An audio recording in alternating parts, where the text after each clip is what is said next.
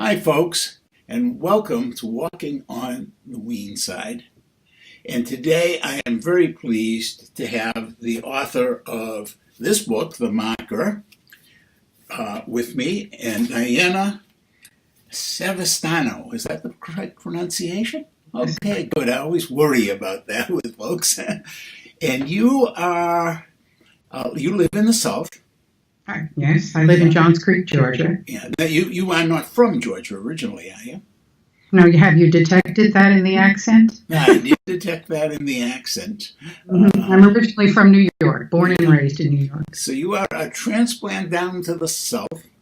Yes. And based on The Marker, I'm going to say you love living in the South. Absolutely. Okay. Great quality of life, love it. Okay.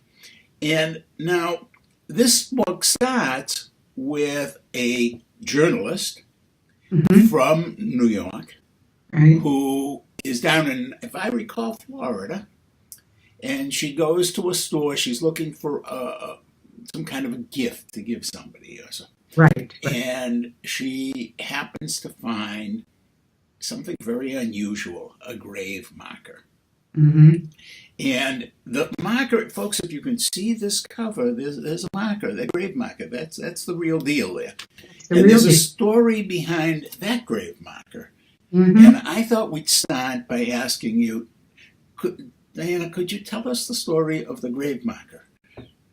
Well, it happened quite by accident. I didn't plan this at all. I didn't know very much about the Civil War, other than what I learned in history books. And I got caught between an unusual dilemma and mystery. And when I went to this antique store, the owner had this grave marker, which you could actually hold in your hands, cast iron. His story was that his son mistakenly took it from a Natchez cemetery in Mississippi, and that this was in 1952 when his son took it. He had a not for sale sign on it, so he had it since 1952. I purchased it in 1992. He, I guess, didn't intend to sell it, probably didn't know what to do with it because it's, I don't know if it's a federal law to remove something from a cemetery, especially a federal cemetery, that I don't know. But he offered it to me for sale. I bought it under the assumption that it was not authentic. So I don't even know why I bought it at the time, but I was led to do that. Later on, I found out through a lot of research that it was indeed authentic. The Natchez Cemetery verified that. And when I had it, what I felt instinctively was someone saying to me, write my story. And so I said, okay, there's a story here. I don't think it's real, but maybe it is truth, that I don't know. But in my mind, I always had the notion that this was a Confederate soldier. In my research, I found that this is a Union grave marker. What's a Confederate soldier doing with a Union grave marker? And therein started my story. And therein starts this very enjoyable book, The Thank Marker. you. Okay, and you don't still have that grave marker, do you? No, I returned it to, I kept it now for, well, since 1992 till December 11th, 2017. It was in my possession. My intention from the beginning, when I first contacted the cemetery in 1992, I told the director, because he asked me, what are you going to do with it? And I said, I will be returning it to the cemetery when I complete my book project, if there is going to be a book project. He said, that's fine. When you return it, the Veterans Administration would like to have a small kind of ceremony of you returning it. And that was great. I loved the idea. And so I put it in a box, and I sealed the box and put the box away. And because I have been a working writer, I'm a print journalist, I had a publishing company and other books, the markers, I would go in, I would do a chapter, I would think about the characters, turn it off, not go back to it for 6 months, 8 months, whatever it was. It took a long time to write the book. It actually took me longer than it took to write Gone with the Wind, Margaret Mitchell. You want to write this. But it wasn't because I lacked the background or the backstory or any of that. I just didn't have the time. So once I started it, though, it just snowballed, and it was wonderful. It was a wonderful experience. Now, the narrator in the book, or the principal character in the book, is a journalist from New York. Yes. And she finds this marker, and she ends up, I don't want to give too much, we don't want to do spoilers here, but she ends up in a very lovely romance. Did that happen to you? I ended up in a lovely romance, yes. My husband of 55 years, by the way. Yes, but no, there are no similarities in how she finds her soulmate as to how I found mine. She was originally, we won't give that away. No. Looks in the book as if she's going to end up with someone. And in my mind, when I was writing it, she was. Oh, yes. Yes, isn't that interesting how we start a book quite sure who is going to end up with whom, and then our characters say, we're doing something else. No, sir, I'm going my own way. You either follow me or you stop writing. Yeah. When I was writing one book, I actually, I went out to Arkansas to write part of it because I had kind of gone into brain freeze on this book. I couldn't figure out what was wrong.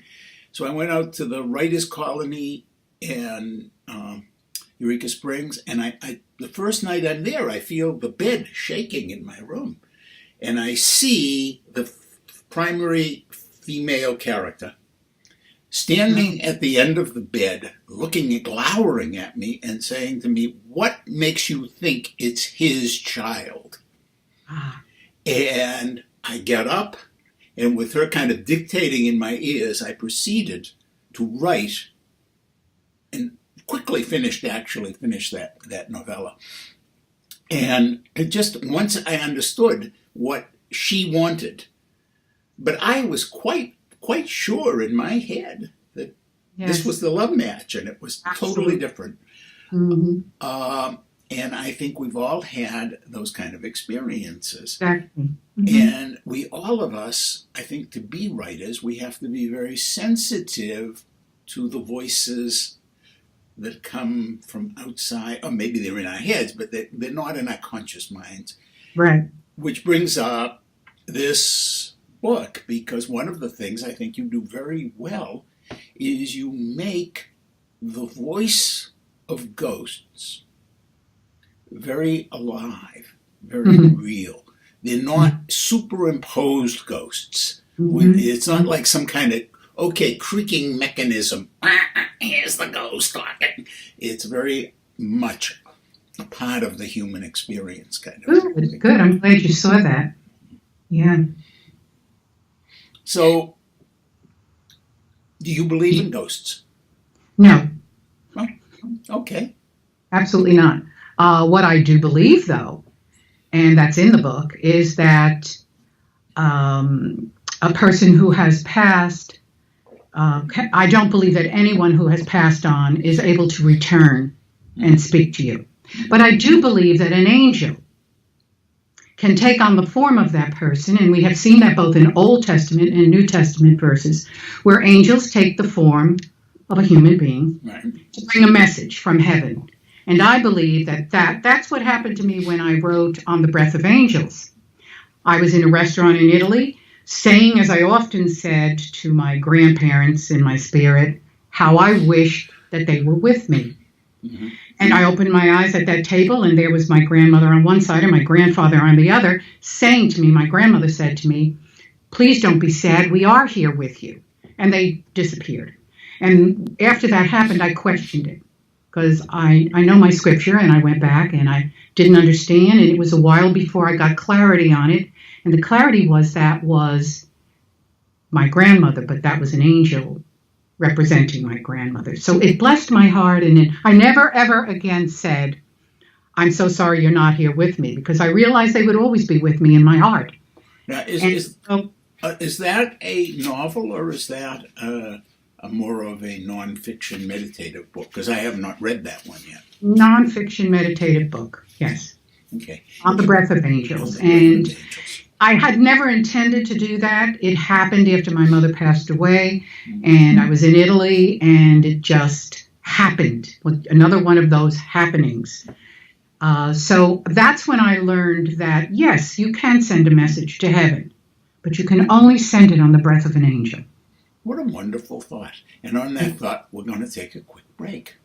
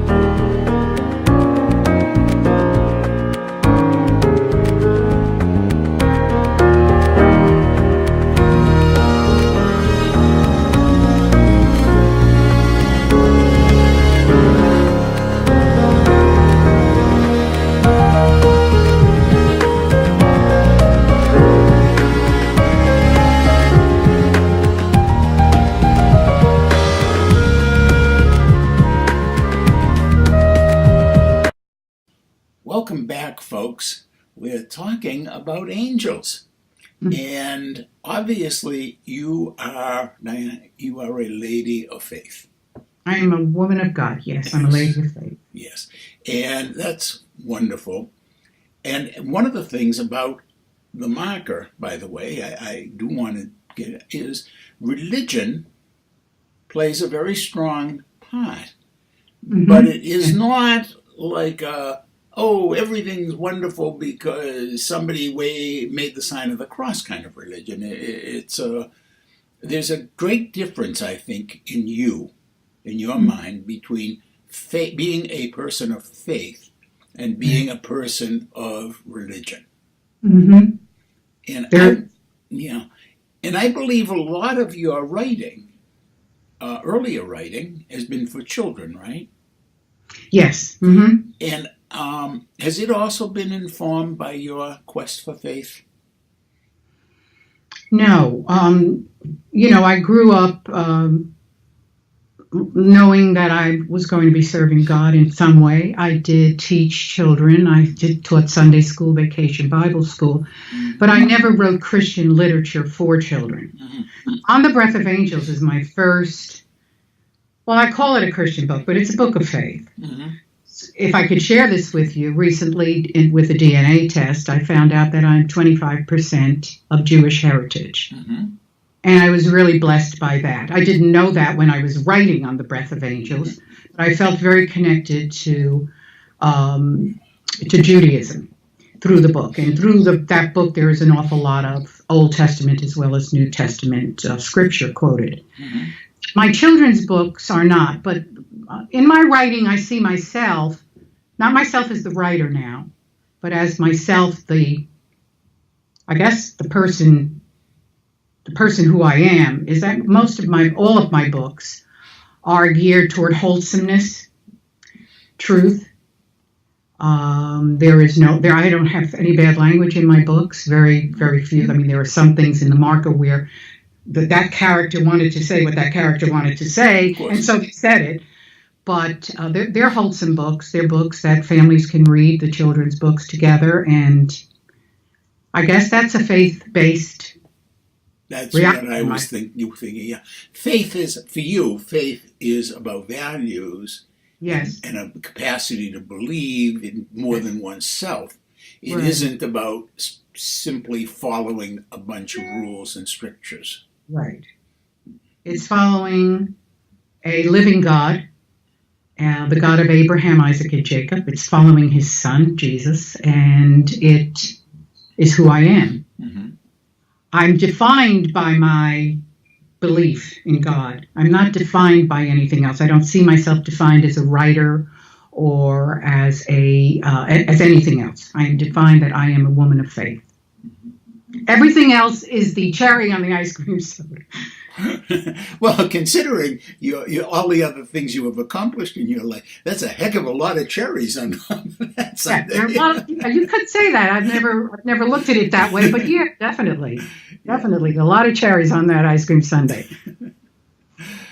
So, why don't you go through a couple, just tell us a little bit, because we do have a lot of parents and grandparents. Of course, grandparents actually buy more books for their kids than parents do, I think, a lot of the time. Why don't you go through and tell us a little bit about some of these books? And see, I want to get the list out here, which, of course, is happily right in the front of the marker. There's something called Winds of Pood, and then there's book one and two. Copy of the cover. Just happen to have a copy of the cover behind me. Okay. What is Winds of Pood about? Under the Puddle. Under the Puddle. This story came about while I was sitting at the lake in Italy. I looked over and I thought, I wonder, can you see that, Ken? I sure can. I wonder if there's a secret land under the water. And so on my way back to the United States, I looked out at the vast ocean and actually began to see that there was. So the two children in this story, they're a brother and sister. They live in Mousehole. It's pronounced Mousehole, but it's spelled Mousehole, one word, Mousehole, England, which is in Cornwall, in Mounts Bay. And the kids come from there, and they're just normal, everyday kids. One day a storm comes up. They go out they see the tornado. The tornado whips through the mother's garden, pulls up all the vegetables, pulls up their cat with a mouse dangling from his mouth, and sends it down into a puddle and disappears. When the kids go out to investigate, the brother puts his hand in, he fishes around, he gets caught onto the cat's tail. He gets pulled in, his sister grabs him, they both get pulled in, and they're taken into this mysterious land where things come in, but nothing is allowed to go out. And when they're there, they find that there are 3 other children captive. I think one is from Italy, one is from Bali, and one is from the United States. I think from Savannah, Georgia. And so their quest now is to get themselves home, as well as these 3 other kids. And the cat. And the cat. Gotta get the cat home. Cat and mouse. Now, the cat and the mouse are very vital to the story because the cat hates the mouse, but the mouse loves the cat. So all through both these books, because this is book 1 and then there's book 2, that doesn't change. Mm-hmm. That cat is a meanie. And that's basically the story. Mm-hmm. So it's a fight to get out of there. So these are obviously, since you held it up to me, I know it's in print. Yeah, both the first and the second book are. Okay, and then it's print and Kindle. Mm-hmm. Then there's the Upside Down, Inside Out life of Maureen Cannon. Right. Okay. That's Maureen is 12. It's a middle grade novel. She's a cellist. She lives in Westchester County, New York, in the village of Bronxville. She loves the cello. She's been accepted to the Juilliard special program. Loves her life. Loves living in New York. And all of a sudden there's some sort of, she doesn't understand it at first. There's an upheaval in the family. She thinks her parents are getting divorced, but actually they're moving to Georgia. And this is a culture shock for poor Maureen. It would be. She can't handle it. And she's not like you. She doesn't love life in this new home, at least not right away. Well, starting with the name, Peach Hill, Georgia, she's like, what do they do there? Grow peaches on a hill kind of thing. And she's taken out. She's put there, and lots of wonderful things happen, even though she doesn't want it, she doesn't expect it, she doesn't care about it. Lots of very, very wonderful things happen to her. And it's a great story. It's 1 of 5 in the series. We're going to follow Maureen from 9th grade all the way to high school. Ah. Yeah. So that's an ongoing. That's ongoing. Winsapoot ended with the second book. Right. Yeah. And then you have one more, The Princess Who Loved to Swim. Oh, yeah. That's Princess Cordelia. She loves to swim. Her father is not happy about it. And she began swimming in the moat around her castle when she jumped in as a baby. What age is this game for? Say that again? What age? That's a chapter book, and I would say it's between the ages of 7, if you're a very good reader, all the way up to an adult. I mean, I've had adults tell me that they loved it when they read it to their grandchildren or their children. So this is a chapter book for elementary school age. Right. Okay. Right. And she also finds her way into some difficult spots. Mm-hmm. So are both of those books also in print and Kindle? No, The Princess Who Loves to Swim is a Kindle, and Maureen is a Kindle also. And I'm not going to do another princess, but the Maureens will be all Kindles. Yeah. So, folks, you get the whole over, at least as it exists now. And you see, while you're on Amazon, unfortunately, so many of us really only buy books on Amazon, which is kind of a shame because there are many other bookstores that have gone out of business. But, realistically, we go to Amazon. So when you're on Amazon and you're looking for Diana Savastano, correct, on Amazon, and you want to buy the marker because it's really nice adult read, then you see you can buy your grandkid or your kid a nice present and read along together. One of my favorite things for families to do is to set aside some joint reading time. You know, and people look at me like I'm weird, but we could watch television together. But it's not the same, because when you read and you're reading, even if you're reading different books, then you can talk about it. And it lends itself to snuggling together in ways that I don't think television does. And I watch television too, but I am a voracious reader, and I would guess you are too. Yes, yeah. Very much so. Yeah. So we'll be right back.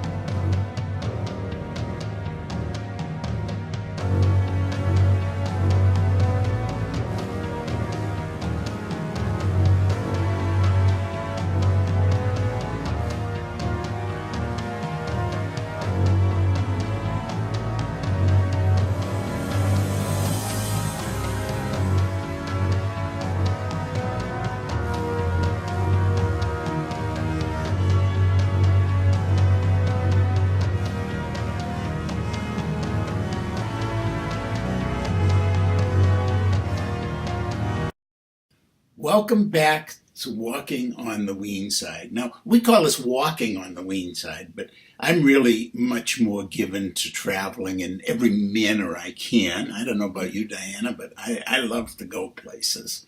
Yes, my husband too. So what's your favorite place you have ever been? Well, I'm Italian-American, so Italy is very comfortable. We understand the language. My husband speaks better than I do, but I like to think I'm fluent. But just between the two of us now, Ken, I'm not. And I would say Italy is my favorite place. If I'm going to start off anywhere, I'm going to go to Italy. Then we would rent a car, go into Switzerland, which is my second favorite place, Austria, Germany, France, England. I love London. Now, there's a place I have trouble with the language. London? Yeah. Not the language is okay, but it's the driving. Me scared. No, I will not get into a car in Great Britain at all. In the UK, not going to happen. I can't even. I love driving in Great Britain. I love driving in Ireland. I love driving on. My problem is in the United States. I tend to drive on the left side of the road. Oh. Yeah. I have this inherent tendency to go on the left side. So I was much more at home on driving, not in London itself, but seriously, communicating in Europe, I found, was generally easier in many ways in the rest of Europe than it was in England, because people there, like just if I went into a place in Italy and I said buongiorno or buonasera or something like that, immediately they were wanting to help. And we might end up in a game of charades, but they would communicate with me. Whereas in England, I didn't find that willingness to communicate. Really? Yeah. I found it much more, I had to work at it. That's interesting. Yeah. But I too loved traveling in Europe, as well as I actually traveled other places like India and Iceland. If you've never been to Iceland, I haven't. That's a glorious country. I'll put that down on the list. Yeah. Everybody should have a list. And so I'm going to ask you, where is your dream place to go next? And please don't say Iceland in response to that. No, I won't say this. I would like to go to Israel. Okay. Being that there's a Jewish heritage, I would like to investigate that and see where that leads. My family tree has a lot of Jewish names on it, and I would like to do that. Of course, for the value of the spiritual end, of course. Of where I haven't been. I haven't been to a lot of places. I'd like to go to Hawaii. Okay. For example, and Japan. If I had the time to do that, that's what I would do. Now, I don't know about you, but when I travel, I always expect, now sometimes it doesn't come true, but I always expect in some way to find some kind of an inspiration. A new book, a new something. Now, that new book doesn't have to be set in that place. Right. Okay. But you're thinking about an idea. Yeah. Something hits you. Yeah.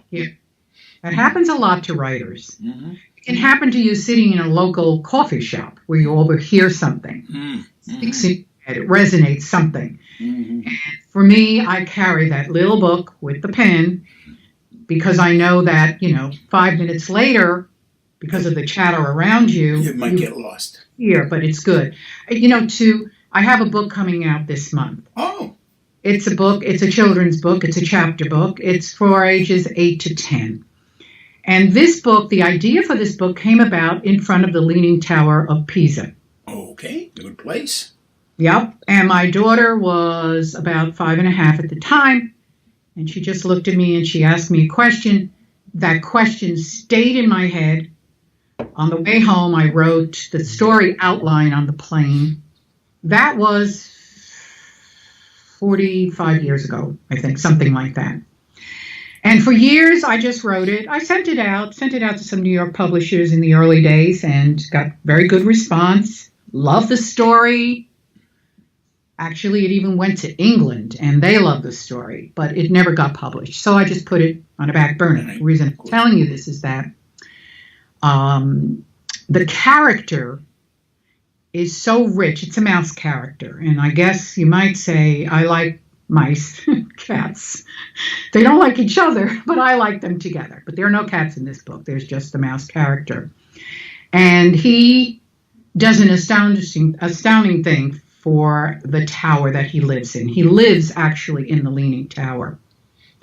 So this book is very dear to my heart, but the idea came strictly from my little one looking up at me and saying, "Mommy, do you think there's a mouse in that tower?" And I looked at her and said, "Yeah, of course." And that's the story that's coming out this month. The book is done. The cover is done. I wish I could show it to you, Ken. It is so adorable. What is the title of the book? The title of the book is The Adventures of Marcello Mousetti. Okay. And folks, you're going to be in a month's time. If you go look for Diana's work, you're going to be able to add that one to the list of things to buy. And by the way, if they want to learn more about you and about your books, I guess you must have a website they could find you at. Where would they find that? Simply DianaSavastano.com. Tripled off my tongue there. Okay. So Diana, D-I-A-N-A, Savastano, S-A-V-A-S-T-A-N-O. And I looked down because I was looking at the book. I wanted to make sure I read it properly. And sometimes when you're spelling things or you say your name over the telephone or over in a podcast, it doesn't come out right. And then you have to say S as in Sam. Right. A, V as in Victor, that way. Okay. And folks, I think this sounds like a book that your little ones might enjoy. Mm-hmm. So you like animals? Yeah, I'm an animal person. We've had dogs and cats. When you have a child, you have animals. You even have beetles in a jar in a closet. Because, you hamsters, whatever. And yes, I don't know why I gravitate more toward the cat and the mouse in particular. That I don't have any reason to know. I never had a mouse growing up. My daughter did. My granddaughters did. But, that's... Well, when we were kids, come on, realistically, when we were kids, most of our parents would not have allowed us to have a mouse. No, a mouse. Absolutely not. Or two or three, No. I mean, they were just, they're dirty, they're bad, One of my granddaughters had a snake, pet. And, now, there's a problem if you have a snake and a mouse. There's a problem. Well, the snake eats the mouse. Here's your dinner. No, I can't handle that. So what animals do you have now, or are you past the animal stage? Zero. None. I leave that to the grandkids and the great. They have pets now. Right. Yeah. And they have a grandma. They have a grandma who writes them books. Yes. I don't have time to devote to a pet. Pets need time. You have to walk them. If you have a cat, you got to change their litter. This is not something I want to do right now. I don't have time for it. I'm also, the marker, I'm doing a script outline for it. I'm currently in class to learn screenwriting, almost completing that class. And so the marker will be a screenplay. Initially, I will put it together, but I don't know if I will be the end person doing it. I don't think that writers should write their own screenplays. You're too close to it as a writer. Yeah. It's difficult to separate novel writer from screenplay writer. Very difficult. Totally different. And I often, because people send me their books, I often end up reading books that clearly the person was writing a screenplay in their head. And it doesn't work. It's not a good novel. You've got to separate yourself from it. And I've had to do that with the marker. That was the hardest lesson for me in this course, was to do that. I did it, but I said, no, I'll finish, my script outline and what have you. But after that, one of my books, Times to Try the Soul of Man, somebody wrote a screenplay. I helped them with it, but they wrote the screenplay. And it was a fascinating process, especially as I saw how the story had to be different. Yes. The screenplay has sort of been picked up. I don't know whether it'll ever see light, but it's been kind of picked up by a production company down your way in actually North Carolina. Right, and I've got my fingers crossed on it. And I wish you send you luck. Thanks very much.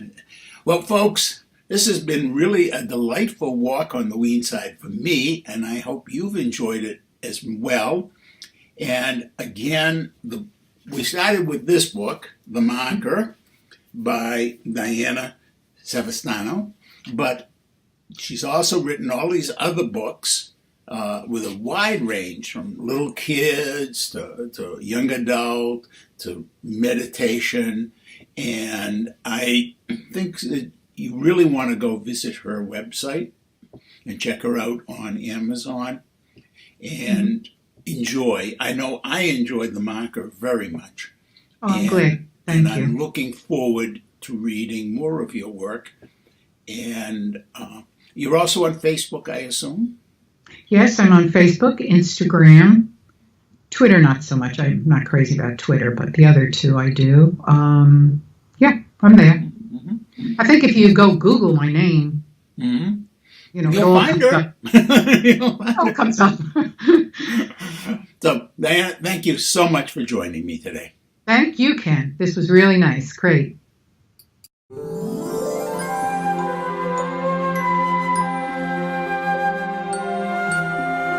But it was Alan who just was so wonderful in terms of supporting me and encouraging me to do it, because I would have never, ever done it without him encouraging me. And that's so special about him. He's a great teacher, a great motivator.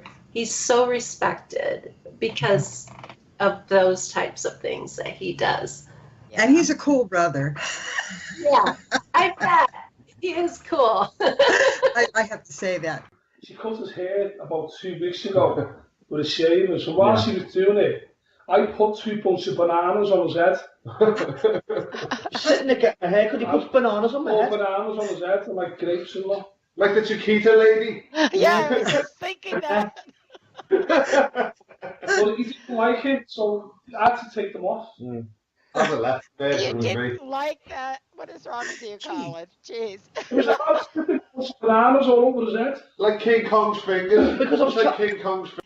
Cool guy. Yeah. Jerry Hall, folks. He hails from Memphis, Tennessee, now living in England. We're going to talk a little bit about that. Singer, songwriter, arranger, amazing, amazing music library. Hi, Jerry, and welcome to the show. Hello, Carrie. How are you? This is Jerry Hill, all the way from Keenstep-on-Hull in England. Monica, another great Sunday and some great music. Oh my goodness, I am so excited. Yeah, I heard from a little birdie who you were going to have on today, and I am so excited about it. Hunky, I knew she'd show up. Hello, sweetheart. Hi, Hunkers, welcome. Yes, it's always so good to see her. I just love her. She's such a good host. She really is. She loves music. She loves all the people that watch us. And oh my goodness, I love Andrew Boucher. I love B Transmission. They're like alternative rock. They are fabulous. I can't say enough. And it's so gracious of you, Andrew, to join us, because I know you probably have a pretty busy schedule. So thank you. Not a problem, guys. It's always a pleasure to speak to It Matters Radio, Kerry Hall and Monica Brinkman. Thank you, so you're so sweet. Welcome to Walking on the Weene Side. This evening, Ken, ooh, knock. Who's there? Boo. Who? Oh, Ken, you don't have to be so sad. It's Halloween. You know, that's right. And this is the It Matters Radio Halloween special. Tonight, Ken Weene, Carrie Hall, and myself, Monica Brinkman, have a witch brew of Halloween fun in store for you. Of music, poetry, and stories. Christmas joke. It was Christmas Eve. At the grocery store's meat counter, a woman was anxiously picking over the last few remaining turkeys, hoping to find a large one. In desperation, she asked the assistant, "Excuse me, do these turkeys get any bigger?" "No, ma'am," he answered. "They're all dead." I like that one. What does Victoria do for fun? What do you do for fun? Carrie, I Amazing just love girl. Victoria. She's I one do of the too. most talented people I know, a young artist. Right. And what a great attitude, huh? Yes, and she's so energetic. I don't know if you've seen her videos. It's just Oh, like, yeah. whoa. I wish I could bottle energy. Yeah. Hey, I hear that.